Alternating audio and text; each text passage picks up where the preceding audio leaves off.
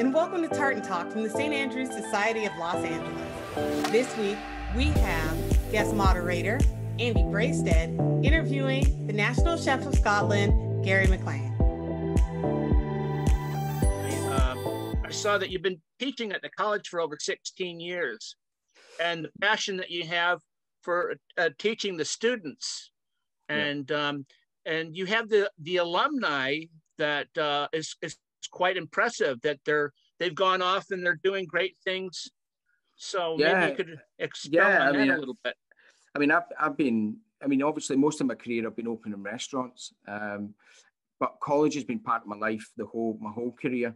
I started there part-time student, and back then everyone was part-time, and I did twilight classes, so I was sort of 2 till 9, two days a week for 8 years.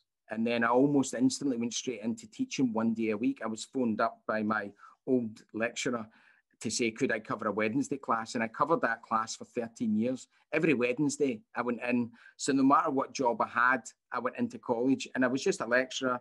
I was doing my day. I was doing a couple of classes a day, and I did that for 13 years. And then 2010, I went into teaching full time.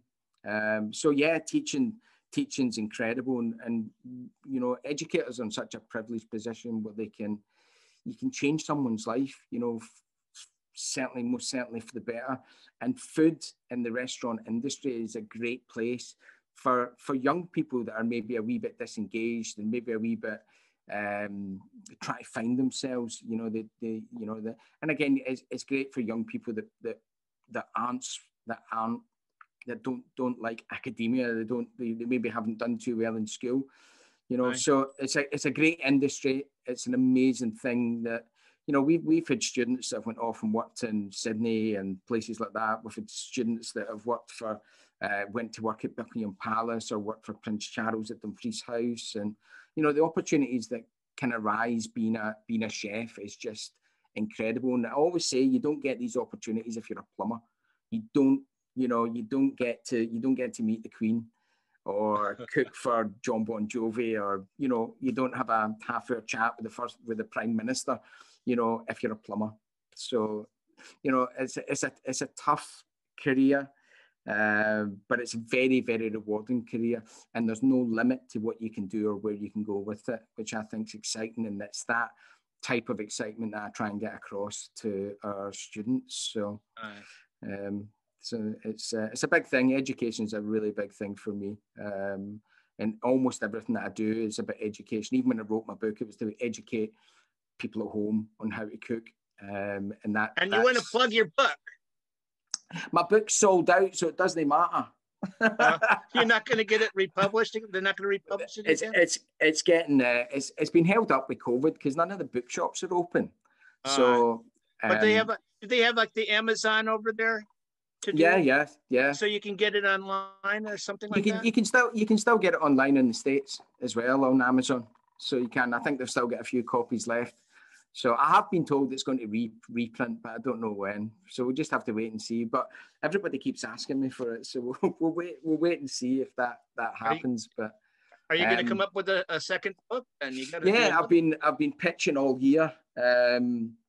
To do loads of different stuff. I really, really want to do a Scottish cookbook. I want to do a little nod to Scotland's heritage when it comes to food, but I want to modernise the recipes so that they can be done at home. So talk about the origins and stuff. And I love that. In general, I love history, but I do love the history of food. I love the story of why we eat what we eat and that sort of thing. So I'd love to do that, but I've got a few other ideas. So we'll wait and see. What comes of it. But it's a dark art, publishing. You just don't know. There's so many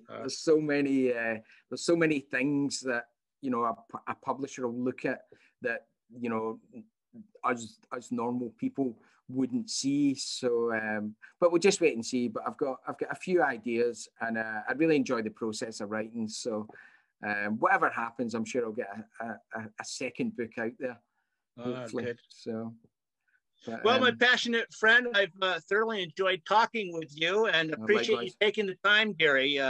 to share some of your impressive and great culinary skills. And I hope that we'll have a chance to talk again sometime.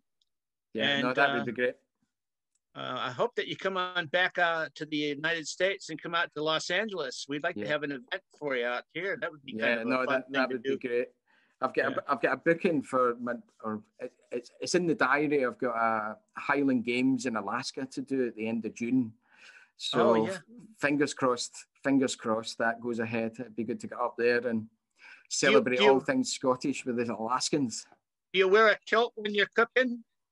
Yeah, I do. I do sometimes. I certainly do at Highland Games and stuff. So, and when I travel, I think it adds to the drama. So, and they're also very comfortable, as I'm sure you'll know. Right. You know, but when you're cooking in an American kitchen and you're wearing a kilt, it does hold things up. So I tend to leave the kilt for the last night. You know, you get a kitchen with 100 young American chefs in it, looking at some Scottish guy in a skirt. You know, it puts them off their work.